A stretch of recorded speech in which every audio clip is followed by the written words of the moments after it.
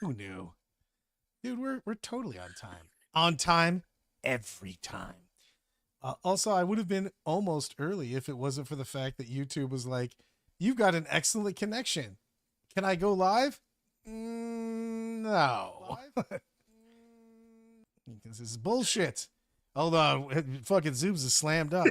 The Emperor does protect. What the hell we got here? Oh, holy shit. You're fucking doing a long fucking thing. I love everything about this. Also, I just recorded the third in my coverage of Gaunt's Ghost of the books for the 40K Lorecast. I've really enjoyed those ones. So I've been pretty excited about those. I enjoy the Gaunt's Ghost books quite a bit. Usually I don't like Art on the Board as much, but man, those guys are just a lot of fun. 100%, man.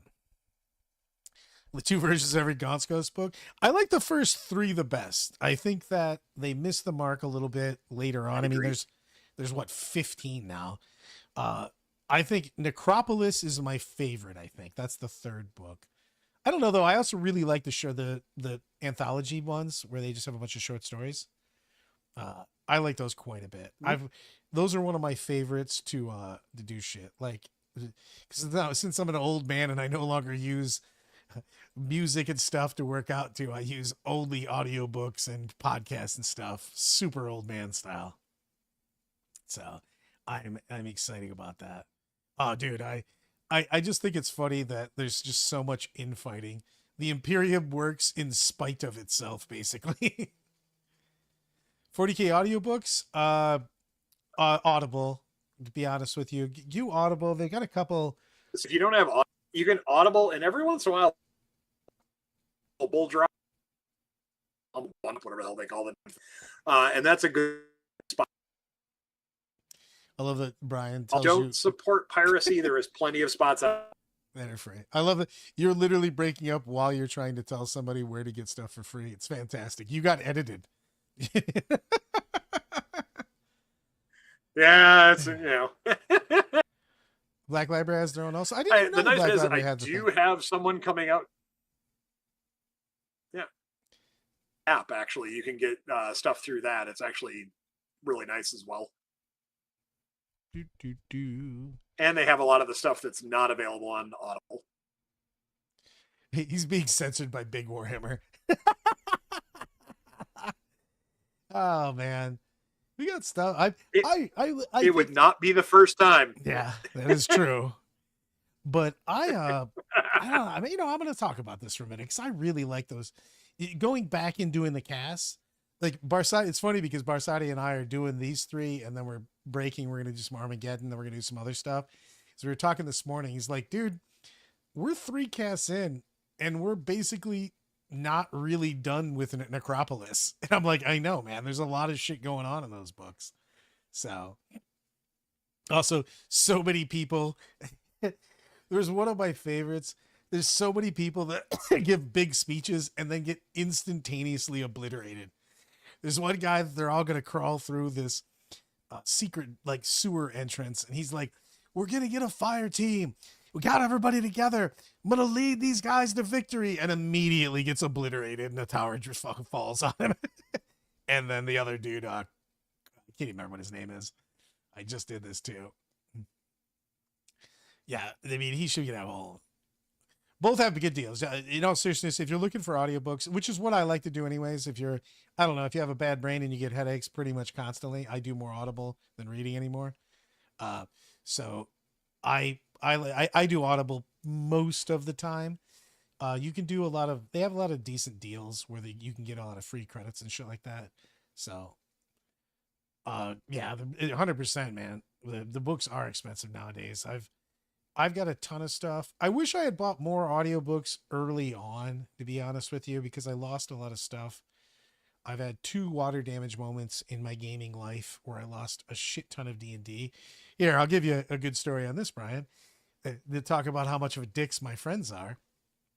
I had D&D stuff from back, in the 80s, and I had a flood. Basically, I had some water damage in my basement, lost almost my entire collection.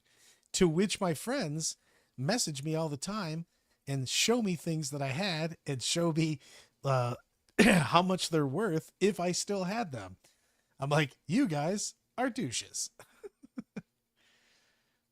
Uh, those are rookie numbers, Zoobs. You got to cite Yeah, those up. it's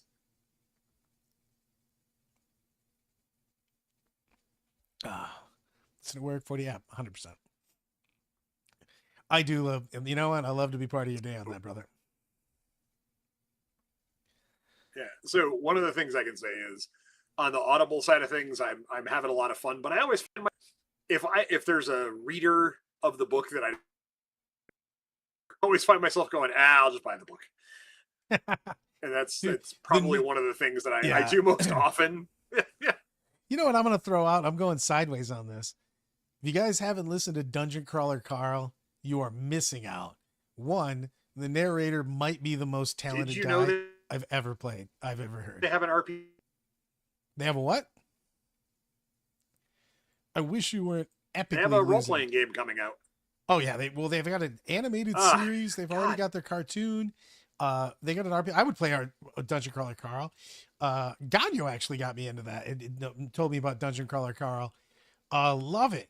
I cannot believe the guy. They have one, the narrator. He does all the voices. I did not believe it until I saw it on YouTube where he's talking. And I'm like, this can't be real. This dude is literally doing a million different voices and they're not even close to each other. He's crazy. I don't know if I've seen anybody with that kind of range. He's also a little dude making like, big voices, little voices and stuff. It's crazy. He's so good. That's one. That is an issue though with the 40K books. The narrators are sometimes meh. They'll get too weird on the weird voices. So yeah, that is true. 100%, brother. It's until you move, the books suck. So I've moved one of my buddies multiple times. He was an Air Force guy. And when he moved around here also, Ohio, Michigan, Pennsylvania, and I moved with him, moved him and stuff multiple times. And he's a avid gamer and stuff. And his woman was like doing the boxing of stuff. And she literally would make either a box. The joke was it's a box of bricks or it's a box of feathers. Because she would fill boxes full of books that weighed 1,000,000 pounds or random knickknacks. So every time you went to pick a box up, you either threw it into fucking space or you blew out your back. Those are the only two options. You want them to use different. I agree with that. You want them to use different voices for the characters. I just don't want you to go and use a Buck Wild voice. Like listen to the voice first. So sometimes they're just an annoying voice. They're just like something goofy. So I'm not a huge fan of that.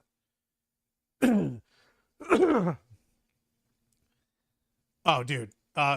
See, I like this though, Zoobs, because the fact that the dispositions and how they play make the game wildly different, I think is one of the things I like the most about 11th edition. It just feels so much different. It's crazy on that. I think it's very big. Oh, dude. Brian, I got to get my chi together here. I got what you're doing. I'm rocking along. All right, so I signed up for an event this weekend. I forgot I'd signed up for.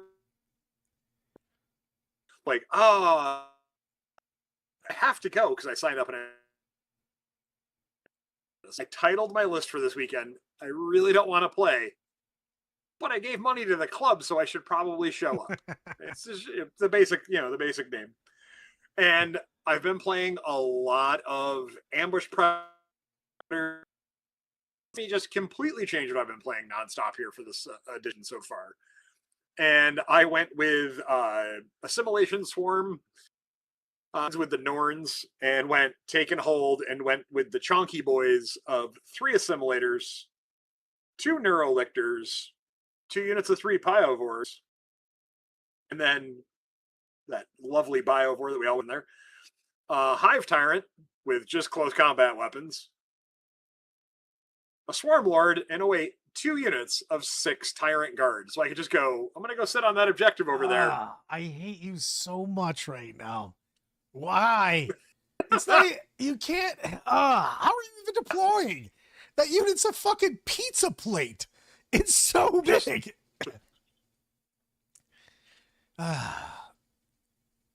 You've hurt my soul. Boom. Move. You've literally injured my soul now. So, well, you know what? Screw this. Speaking of, By the way, Brad, the Swarm Lord with Tyrant Guard is like what, 470 points? It makes me want to, or something like that. 370 points. I want to punch crazy. I want to punch a baby because you have this. Dude.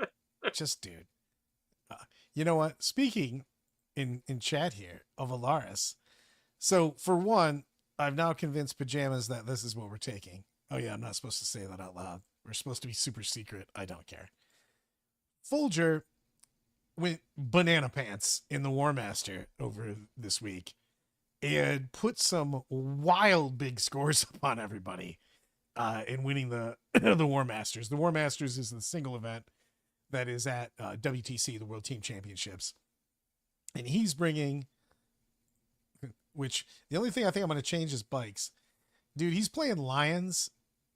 And this is what he's bringing in teams also. So he's bringing Valerian, a big unit of Wardens, 18 Alaris, 2 units of, well, total 3 units of girls, 2 prosecutors. They're so good. 2 units of, well, this is the thing. 2 Venerable Contemptor Dreads, and then a unit of 2 bikes. Now, I love the Venerable Contemptor Dreads. People were trying to figure out why. But they stand up on a 2+, which means you get to, he's playing take and hold. You throw them on an objective early when you can really only be shot off. And then, you get back up on a 2, and then you still take the objective. Boom, you score 5 extra points. You know what I mean? Especially if you do that in one of the mids, especially if you're playing against like Purge, where they got the split middle. So, perform more Sisters and No Wardens. I'm actually going to change. We're taking this, but with a twist. Now, one of the things that I love about the Alaris, though, is in a meta where you have Green Tide and stuff, and he actually played against this. You got to figure, Lions the Emperor gives you +1 to hit, +1 to wound. So he's hitting on 2s pretty much always. But Alaris, their special rule is +1 to wound against anything with a character, vehicle, or monster. So if you've got that Green Tide unit with, War Boss and a Pain Boy in it, they're +1 to wound on that, or sorry, +1 to wound because of Lions, but re-rolling wounds, for the Alaris ability. So you're wounded on re-rollable 4s, man. You're getting 75% wound rate on, oh yeah, I forgot to mention, 12 shots plus 66 plus 24 if you're shooting at a full mob. That's just a wild amount of shots, dude. It don't exist in, oh man. It's crazy. I mean, that's the thing you're going to, not this weekend, but the weekend after, right? 3 weeks, 20 or 2 weeks. Yeah. 28th. 3 weeks. 2 weeks. Sorry. 2 weeks. Yeah. Yeah. But that's what he was playing. Yeah, that. It's going to be, that's bananas. Oh, this list is so strong. Alaris have 7, T7 with 4 wounds. 120 pox. Garrett, 120 pox is like literally a magic trick. You'd be like, and they're gone. Poof. They're gone. I like this list a lot. I already liked it before, but just like in the particular meta, it's so big on that. Yeah, it's the blast on them. It's just so many shots. These guys like wreck. It's just the rerolls though. Rerolling wounds against characters, monsters, vehicles, like they statistically just beat up on knights. You know what I mean? A 6-man unit just fucking soccer tosses a knight. Again, they have a big price tag, which of course makes me have heart palpitations, but these guys bang. 2 up, 4 up with 4 wounds. The T7's no joke too. They do have a strat for -1 to wound. I'm dying over here, but even faster now. Now with more family sized, but yeah, the 12 shots on the spears. Yeah, I mean, and the spears are 2 damage. So it, of course, we look at this and I go, oh, we all know that we're gonna guesstimate what the 20. Let me just look at my calendar here really quick. So what are we saying? The 26th we get a data slate drop probably for the next balance. Well, these guys are such an auto take for me on this because I was talking. I love the fact that he's doing well with this because you and I had talked about this a while back. When we were talking about what I was going to. Oh yeah, and we were just like, I don't know why people are not taking this when they first showed up, but I mean, obviously Folger's very very good at the game. Don't get me wrong, but like, holy crap, like he put up one of the top 10 in the world without a doubt. Yeah, he put up giant numbers against everybody. This demon list is 3 of the top 4. They're slightly different, but they're all bringing. The only one that was different is Gaylord's list. He brought a bunch of corn stuff. The rest of them are Legion of Excess stuff. So he brought a Skullmaster attached to Blood Crushers, which I do love actually. With Brazen Maw, I think that's the +2 to charge, and it's either that they have rerolls in that. Bellicor, Redmaster, Scarbrand, another 6-man unit or two 6 more units of Blood Crushers, a Burning Chariot, 2 units of Flesh Hounds, and 2 Skull Cannons. This is like maximum aggression. He's playing Purge the Foe, which is where it belongs because it's angry. and he pulled a second on this. He also put some devastating points on there. They're gonna get it wrong here. Sorry, it's just he's like they can't check. Custodes are very very difficult to balance because, especially with their points, because too high they're unplayable, too low they're OP. So it's just. I think they're gonna make that the Valar. You really? You just think they're gonna be the mostly third unit of Valaris will get.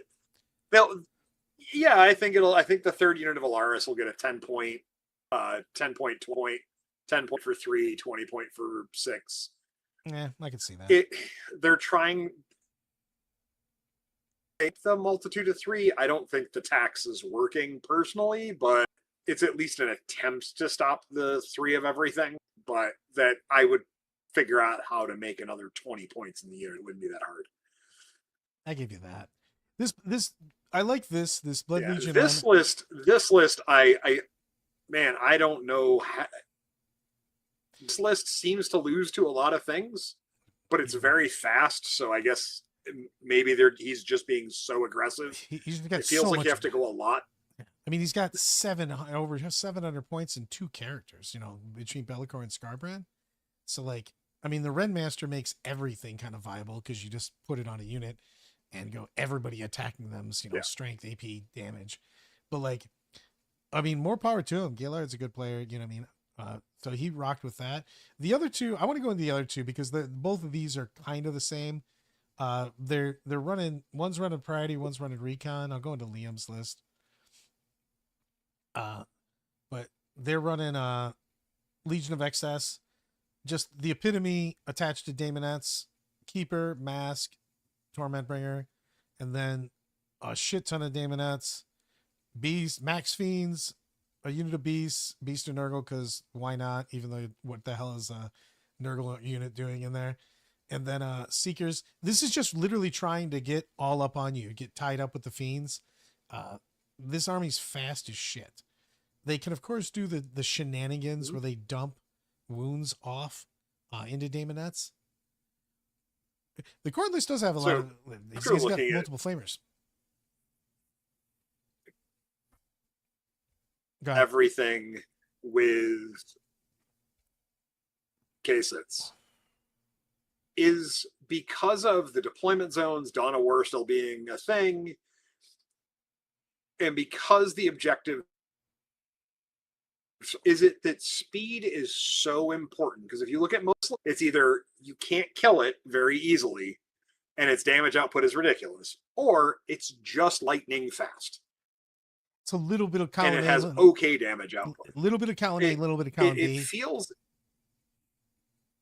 it feels like speed is so high on the priority standpoint that if you have speed with some good killing ability advantage, and those slow armies that although have good killing ability just aren't fast enough to keep up with stuff like this are at a huge.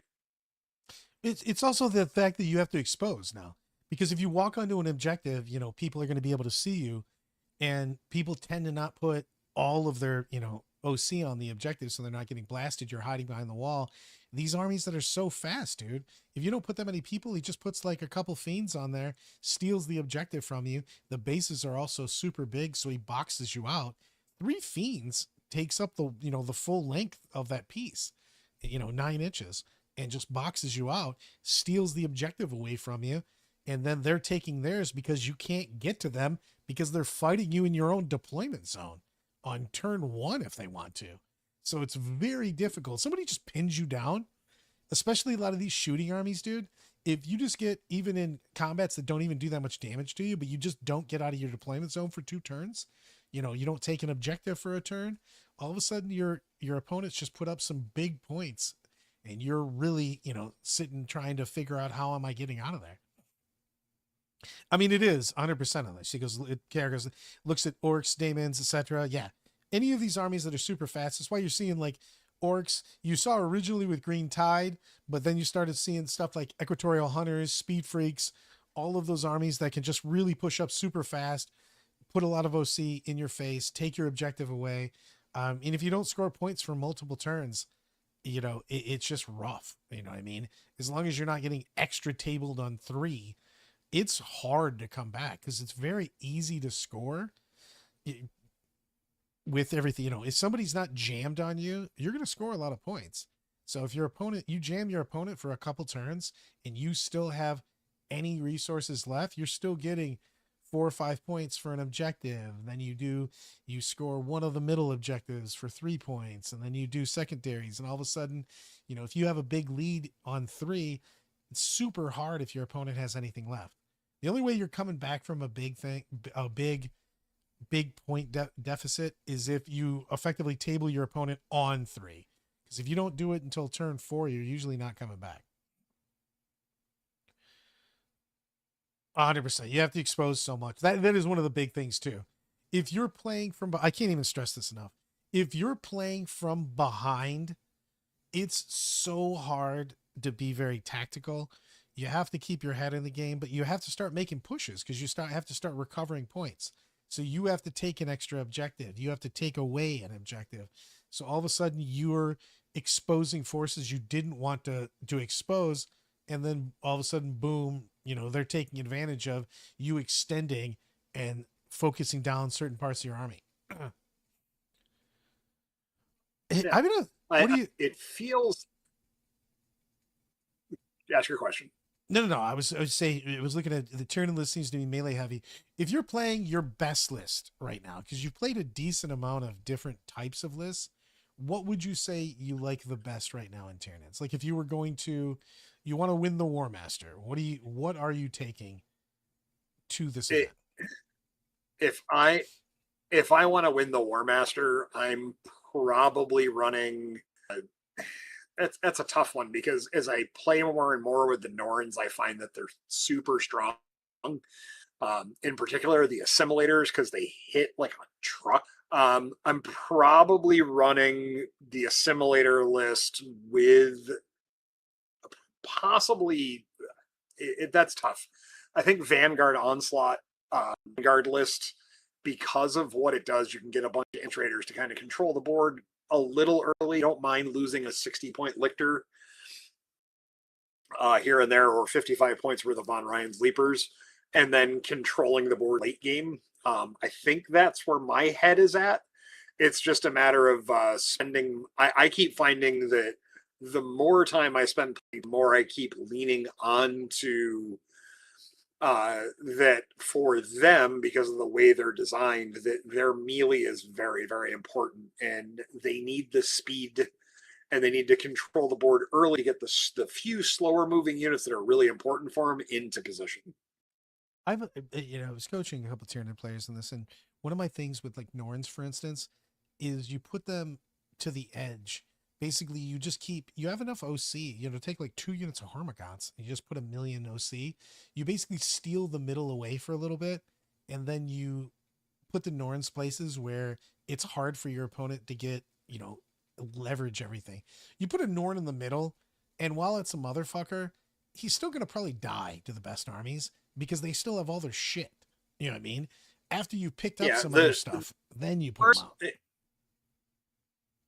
the Norns, in my opinion, hold the wings. They hold the expansion objectives, and then in a lot of ways, I've been looking at a couple different designs on this. You can either, if you run the assimilation with the Norns, you can switch to priority assets, and then you really only have to focus on 2 objectives.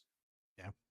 And by doing that, if you're running 2, 3, 4 Norns, depending upon what design you go with, you can really just control and hold those 2 objectives and let your superfluous stuff go out and die and get in the way in other spots and score your points with priority. When you do take and hold, I just think that you control two of the 3 centers, and you're probably pretty good because you can pick up other stuff with your other things, and you just need enough close combat to keep people honest. Yeah. And you need to run some stuff that is damage 2, not just damage 1. Oh, 100%. Because Hormagaunts, although I like the Hormagaunts and I like the push that they have, I just find they die way too easy to the stuff that is simplistic that most people have in their army. That's my thing on that. I don't want to use the Hormagaunts to actually do anything. I don't want them to touch anybody. Yeah. I want them to touch objectives. I literally want them to move block. I want them to touch objectives, be OC2. Because at the beginning of the game, people are putting 2 guys / 3 guys behind the wall and one of the mids. You know what I mean?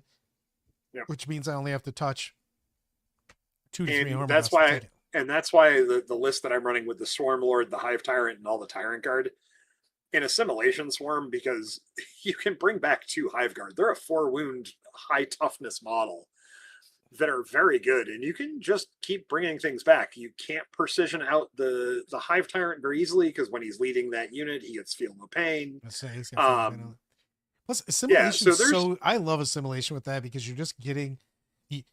You're getting something back because it has no limit. As long as there's a harvester unit next to your unit, you're just getting people back. Doesn't matter who you are, and the assimilator. The assimilator is a harvester unit. And the other thing with that is the pyrovores are. Think about how much space 3 pyrovores on 80 mil bases take up. They cover an entire objective and can screen. And oh wait, they're a horrid Overwatch threat. Yeah, because they're frightening. And then, hey, guess what? Yeah, okay, your opponent pops 2 of them off, and you go, okay, well, my assimilator's there, so I'm going to regen it. I'm going to use the strat to regen it again, and now I have 2 full pyrovores back. So, there's a lot of little shenanigans there. I love it. I mean, I think that there's a lot of mojo there. I'm going to go to the wall real quick. Zoobs, I like the thing, but I'm having on a micro, not liking it as much. And then KR going, I don't think that regular gun lines exist right now. I think that those go together. I think that guard are in a bad spot right now. I think that a lot of the armies that are hitting on 4s that don't have the ability to just ignore cover, because shooting's actually in a fine spot. Long range shooting is not in a good spot. All the shooting is done at 12 inches, basically 12 and 15 inches. You're looking for double taps, but you're looking to pick stuff up. You have to deal with the hidden word. You also have to be fast. I think that the guard players have been pretty pissy lately about this because I think that they're not in a great spot, but I think that drop guard and mech guard might have some real play. You know what? Let me go to the teams real quick. I'll say, because what? So on that side of things, I was looking at, like, Stuber and I played a game on Sunday night, and it was very weird feeling in the first couple turns, and then I got pretty lucky that my Molochs went crazy. But it was one of those things of, like, I was looking at that little Hippogriff tank. That thing puts out some serious firepower. And the problem with that is their leadership. The minute that stuff starts getting battle shocked, it's just obnoxious for guard. Guard should be Uh, able to have commissars auto bring everybody back, in my opinion. yeah, there should definitely be a way to like just take a mortal and pass battle shock kind of thing. 100%. Well, Yeah. let's look at this list real quick. This is Nemo's list that he's bringing. I actually think that this is kind of where you're going with guard, right? Or guards going. Tempestuous can't, commands Tempestuous command squad with the Scions, Castellan with a big Cadian brick, Castellan unit with another big brick. He's playing, 2 giant bricks. Then he's got another drop squad, Gaunt's Ghost, because they're awesome. Also, I think they might be the largest entry for the fewest models. Maybe Masters of the Maelstrom's bigger than that. 2 Ogre bodyguards to throw in there just to be annoying. Creed. Then we've got 2 recon squads, heavy weapon squads with some las cannons. And then we've got the engineers and then more las cannons. I like the fact that he just went, flamers are for bums. Also, I love the fact that Catachin and Krieg heavy weapon squads are different slots. And then he's got the Aquilans dropping down in the Sentinel. I would like more drops, to be perfectly honest, as far as, actual deep strikes. If I was building this, I don't know if I would make as many heavy weapon squads out there because I think they can be touched. And he has 0 vehicles. So he's going in for drops and reserves and stuff.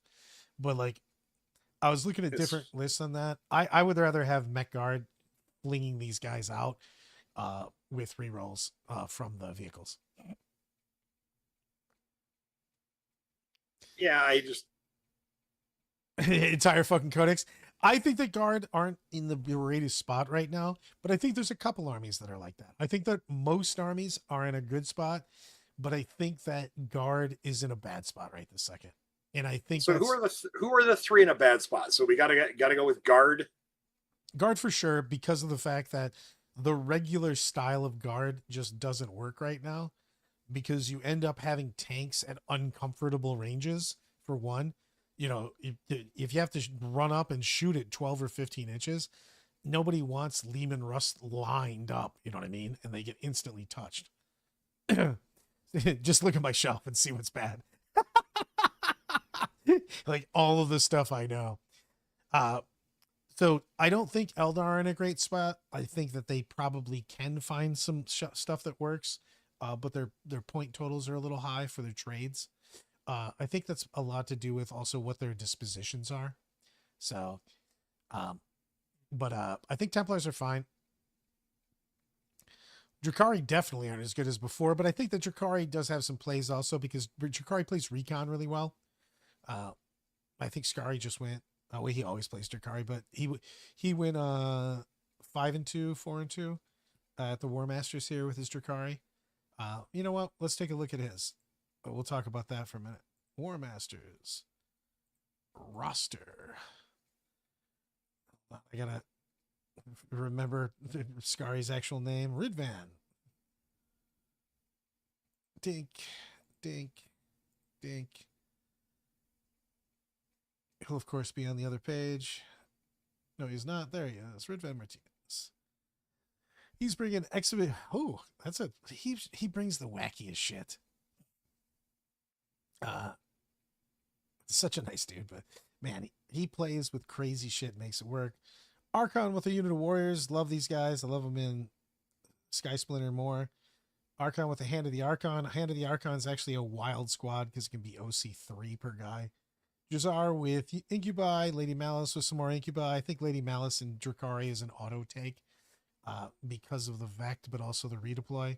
She's just fantastic. Also, her weapon being hazardous is so much better in 11th now that she's not taking 3 damage. She's only taking 1. Yeah. Succubus with some witches. I'm surprised he actually doesn't have Lilith in here. And then we've got Raider for the big unit to go in, 3 Venoms for the little units to go in, Kronos because you want to try to get those pain tokens back. Unit of Mandrakes are kind of auto. Double Ravager, I love everything about that. But he's bringing Dizzy Cannons instead of Dark Lances. So he's going for the volume on them because those are the 3-shot weapons. Unit of Reaver jet bikes to do shenanigans. And then we've got a couple. He does have. I like this though. So he's got all of the different shit. This is hilarious for me because these all have different uses. So he's got a unit of Scourges with Dark Lances, which is your standard jump out, hit some big shit. He's got a unit with Heat Lances.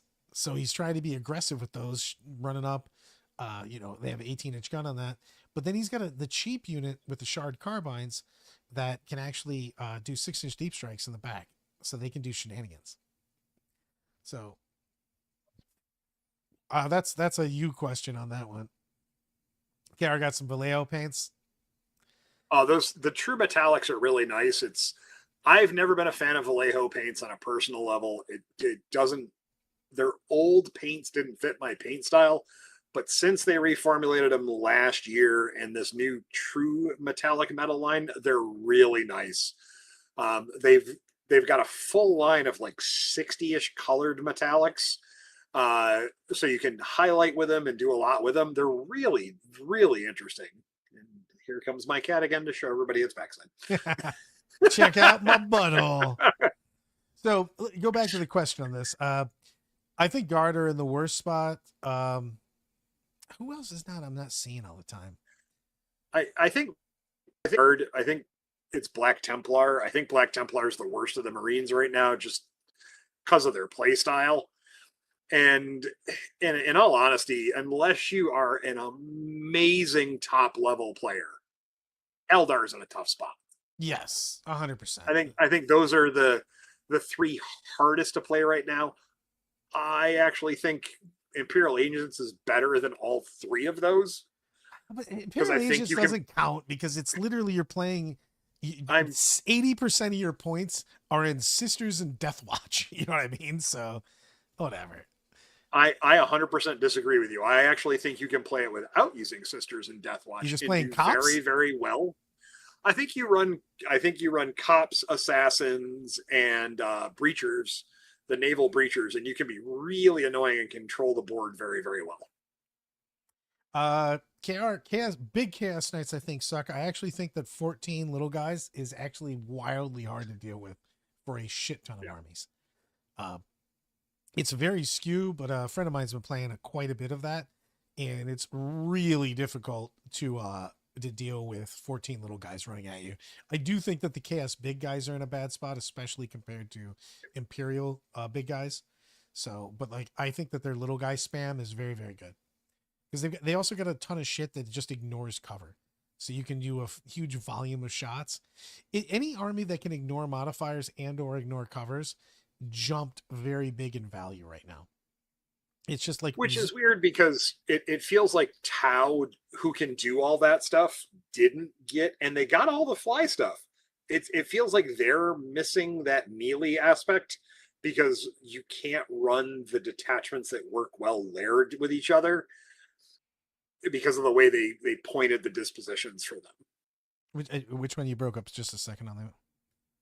So Tau, I think Tau has all the tools in their book to do everything, but their dispositions combined with detachment point costs have made them lag a little bit behind. It's funny because I'm playing them in the tournament I'm going to Tennessee with, and I'm playing Red Cad, and I think it's more of a team army though, because in Tau I agree.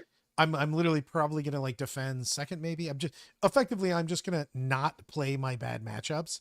And if you play your good matchups, they have death for days. I think Kayan's really bad, not really bad, but I don't think it's very good right now. I do like Red Cad. Red Cad just plays Purge, which I do like quite a bit with Tau. I also like Suits, so that's what I'm playing. I'm playing 6 units of Crisis Suits, and then Noah's Ark with everything else. 2x2 by everything. Oh, results wise on the thing, Chaos Knights, I'm just talking from, I also don't see very many people playing that, which I thought that people used to have that, I think it's one of the things of with Imperial going to Big Knights, a lot of Chaos Knight players have gone, oh, I should do Big Knights too. And they abandoned what was the archetype for them for a while. Yeah. And I'm not sure why. Yeah, it's weird to me. Like the Chaos Big Knights are doing terrible, 100%. I just think that their small knights are actually, I think the small knight spam is actually very good. So for them, So, and you've been seeing a lot of that. Uh, let's look at results. We had one game today for the team event. We scroll up, hold on to your seats. The U.S. just pummeled. Well, I'll do placings on this. There was, by the way, 0 upsets. Hold on. I could do I'll just click them as we go. Hold on. It usually spreads them out. Oh, that's because it's round 2. So we had some holy shit big wins on people today. Netherlands took Romania out behind the woodshed. We've had some big scores, by the way. I wonder if we're going to keep seeing this in teams. China came away. I think this is China's first year or second year. Well, either way. Second or third, I think. Yeah. No. Now, today we're going to get a lot of big wins because top seeds play bottom seeds on first game. They basically do it like soccer. This is their pods coming out. So Sweden exploded Mexico. I mean, these are gigantic numbers. 125 out of possible $160 is just so wild. Is this Mexico's first year in a while? They've been really back in here and there. I don't know how many years it's been since, but they showed up and then they didn't show up for 2. They're kind of like Greece when Greece had a team and then they didn't have a team for a little while and then they came back. Yeah. So it's crazy on this. France is still the last year's champion. They put 135 on Hong Kong. Again, we're playing top seeds versus bottom seeds. I think the biggest win, holy crap, England versus Hungary, 145. Jesus. 145 out of 15 is just bananas. Sweden built a wall and Mexico paid for it. Oh, Jesus. Oh, ouch. But Belgium played. This is also the India-Pakistan team first year. Welcome to the Mojo guys. I'm loving the fact it's actually that's not a bad score against Belgium. No, I mean, especially for your first year coming in, that's great. Yeah, they got some great players. I mean, Liam, Florian, they've got some really good players on this team. I love seeing the new teams come in. I'm super excited for this. New Mexico does have better food. And the game of the week of the day one, draw versus Denmark and Greece. I actually looked into these quite a bit. These were some really wild matches too. So I wish I could have. I wish they would have streamed this one. I would have loved to see this. Italy put a beating on Bulgaria. It was just a continuous. Boys from Canada played Luxembourg in the battle of who has less people. I love Luxembourg's got its own team. Damn it, U.S. needs another team. If Luxembourg's got a team, damn it, Ohio should be able to bring a team. I'm always going, we should do it by population. So like we could sector the country off into a few sections and be like, hey, look, here's 3 U.S. teams. I mean, Luxembourg has 11 people. The entire population of Luxembourg is on this team. What's up, Nurgle Matt? What's going on, brother? I will see you probably. Are you going to be there tomorrow night or Saturday morning? Either way, that is my partner in crime for the weekend. We will be making bad rulings all weekend long. It'll be awesome. I expect while I'm playing games on Saturday, I'm going to get a text message. How's this work again? There's a 100% chance that that's going to happen. This is another draw. Switzerland and the Finns. This is another one where I was really... was the first round matchup I was the most interested in. I think this is the way they paired was really different too. So like this Orcs Imperial Knights match was very what's going to go on because they traded some big wins and big losses here. You know what I mean? They didn't have a lot of tight games. They had a couple, we got an 11-9, but we had a lot of 19-1s, 20-0s, you know what I mean? So I was wondering what some of these matches I haven't seen played very much, to be honest with you, on that. And I wanted to see what's going on. See, Saturday morning? All right, brother. It's always a good time to have Nurgle Man in. Germany. Holy crap. Also, these guys are so good. Germany always brings good shit every year. They put Croatia in a dumpster and set it on fire and let it adrift. This is another thing where I was confused about the pairings, to be honest with you. The Jakari Emperor's Children match seemed meh. I mean, he pulled out the win. I didn't like that pairing as much, though. Same thing with the Knights versus the Thousand Sons. So, I mean, obviously you've got a skill gap in here. You know what I mean? Yeah. But Czech and Northern Ireland, those guys are always bringing the most fun people. So I don't care whether they win or lose. They're always a good time. Spain is one of my favorites because those guys show up with like their entirety of their everyone they know. They brought so many people with them to WTC year in, year out. It's fantastic. Good to see Portugal in here. And then you have, well, I'm not even going in. I'm not even touching that. Australia coming in. It's good to see them. I was wondering if because this is the guys that travel the farthest now. Well, actually, no. You've got Australia, then you get some of the other Southeastern teams, but like they had talked once they won the 1 year, they did not know if they could get that many guys to come back. But then you're seeing, Liam and Eric and a couple of the guys still rocking it out there, which is nice because it's like a 20-some-hour flight for those guys. It's crazy. Dude, us. So KR, I want to stone this. I'm gonna hit these lists. Actually, I'm gonna hit these lists up a little bit. Every year, the Aussies bring some wild ass shit. One, because they like to think out of the box. Two, you got to remember these guys are playing in their own meta. They are so far removed from everybody else, So, and these guys have a crazy active team environment. The Aussies play a shit ton of team tournaments. They've got a great active scene. Which is so crazy because no one's in the middle. So they keep, they go back and forth to the coast. Like I want to go into, whoops.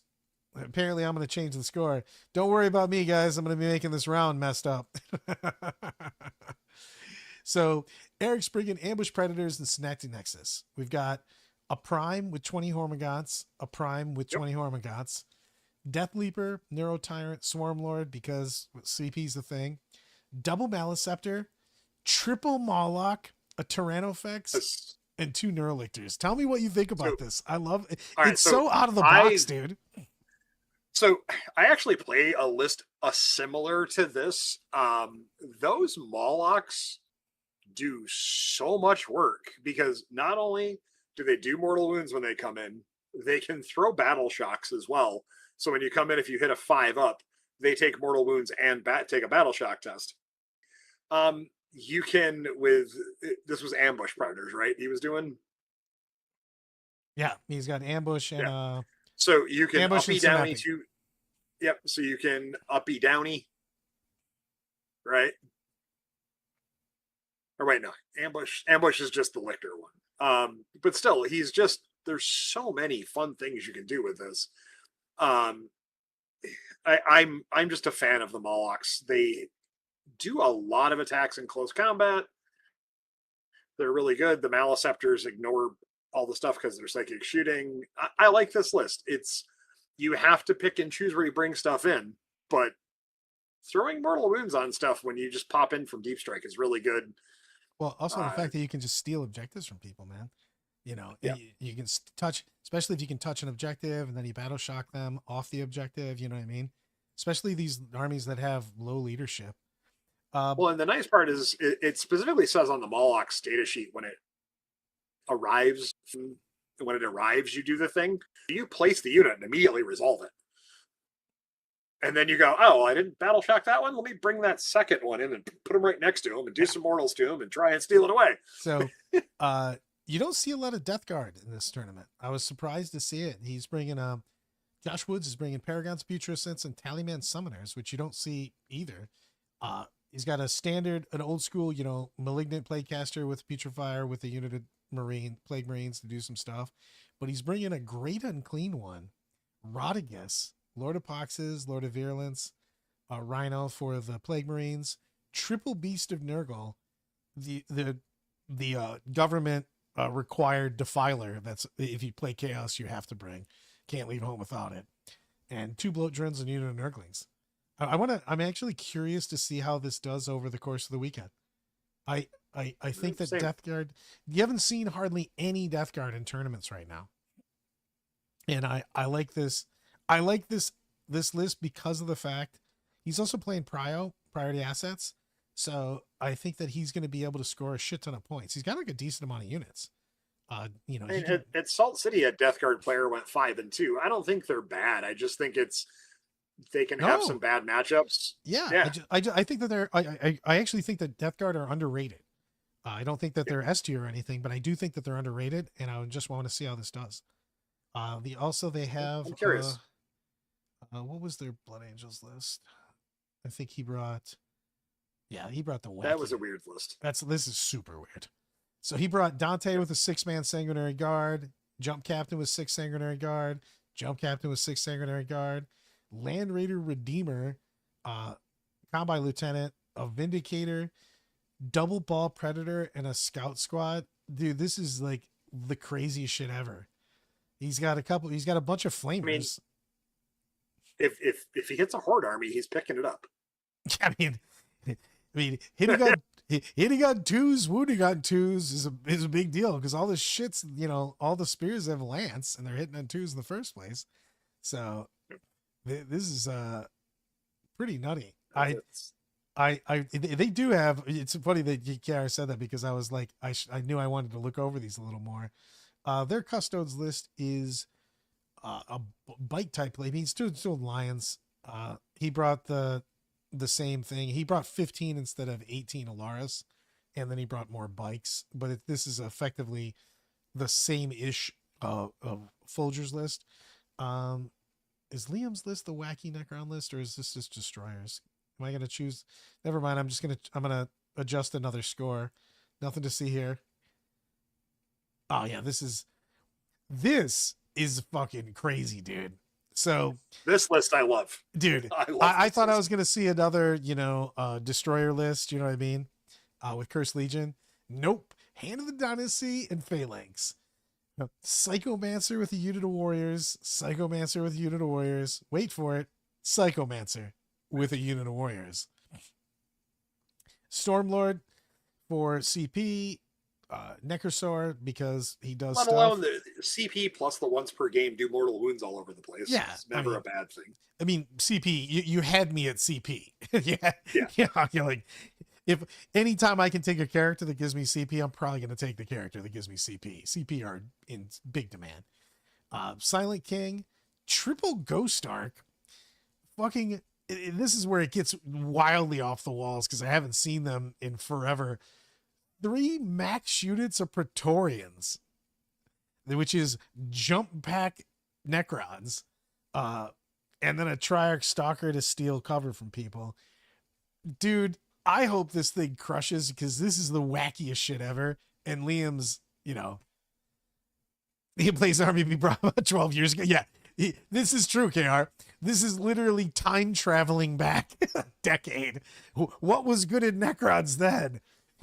They basically did they got him out of cryo sleep and went, all right, we need you to play Necrons tomorrow. He's like, I got it.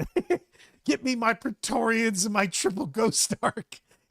I mean, but you got to look that I mean, the shooting on the Rod of the Covenant is strength 5, AP 2 damage, so that's not terrible. And it is 3 attacks at strength 5, AP 2 damage on a unit that moves 10, 8 to 10 inches, depending upon everything. But, good abilities. And I'm trying to remember what the stupid detachment does for Silent King does Silent King shit, so he's gonna put his aura on reroll fucking shit. It's funny because he doesn't have that many things that Necrosaur does anything for. He's just kind of has him out there to be T8 and put beatings on people. So, and then again, Psychomancers with the 10 warriors. Everybody has Reapers. They're sitting in Ghost Arcs. You know what I mean? So and don't forget that those Triarchs with the detachment rule to add 1 to the wound roll, they just pick a unit during the command phase and go F that unit. And you're talking about strength 5 AP 2, 2 damage weapons. It's not bad. I mean, wounding most things on juice. This is the most out of pocket list I think they have another wacky. I know they got a sisters list, but I don't think it's super crazy because it's just a pennant and host, right? Yep. Uh, just big units of shit. Some Argo flagellants, sacrosanct sanctifiers. Yeah, I mean it is what it is on that. Does he not have hold? Am I just missing this? What are you looking for? He doesn't have Morven Vol and any Paragons. It's like I haven't seen a Nope. list without those in like a million years. No, it's the Triumph is in its place. Yeah. I mean, it's just a list that's trying to hold shit. You know what I mean?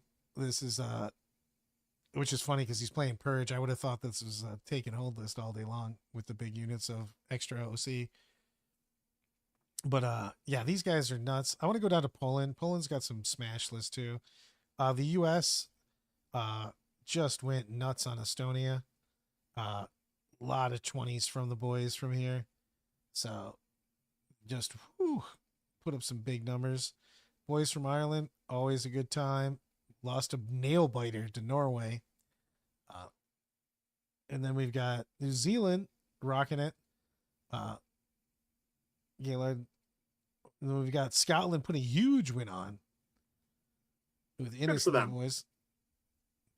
Those guys are always a good time. Poland, big win. I like Poland this year quite a bit. I think that they have top 3 team lists right now. I think that these guys brought a very good comp.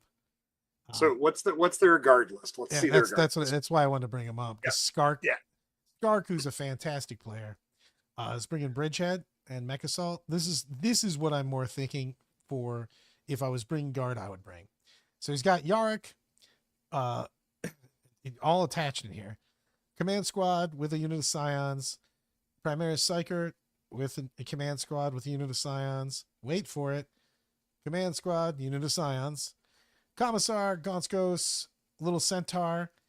Triple Chimera, one Torox Prime. I like the Torox Prime quite a bit. I'd like to have 2 of those in this list. I mean, obviously I don't play a ton of guard, but I just love rerolls, period. A Basilisk, double unit of Casterkent, 2 units of engineers. They're trying to dump out mortals, of course. Then we've got a Krieg heavy weapon team, but flamers. I love Krieg heavy weapon flamers because they've got a 2 damage flamer that shoots 18 inches and can fire on death. So you can potentially get up to 3 activations because they can shoot on death. They can basically get out, shoot, Overwatch, shoot on death. 2 little organ squads and 2 scout sentinels. I like this quite a bit for what those Ogren squads for this getting out of a Chimera is really solid. Zuber surprised me a lot with those the other night. And I was very impressed with how much firepower those had. Yeah. I mean, I like the Casterkins are still good.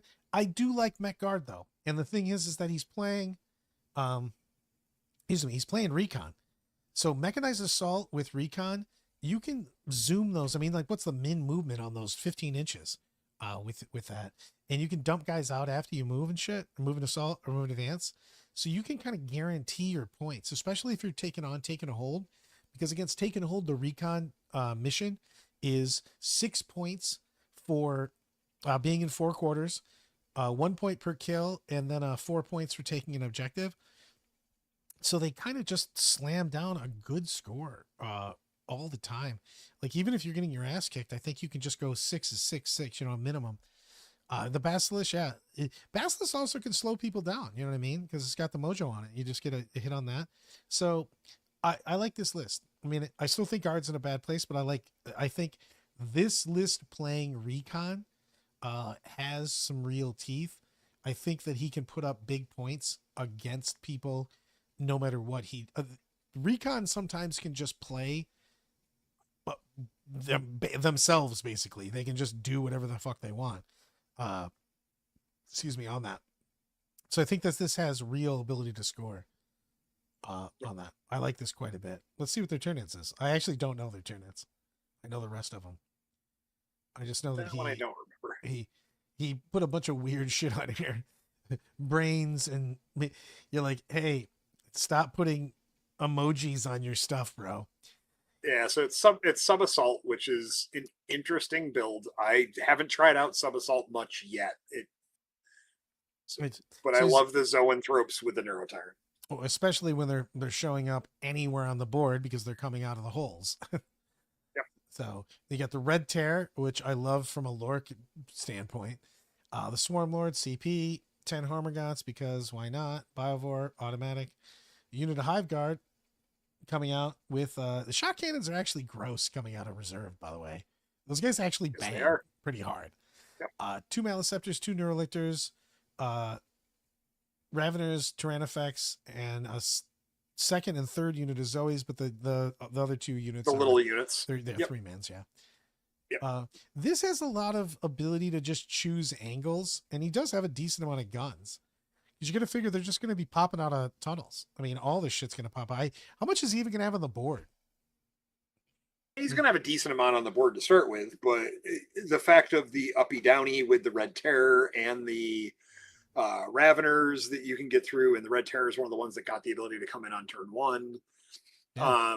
I'm probably starting the Neurotyrant and the Zoanthropes off the board, and probably the other 2 units of those.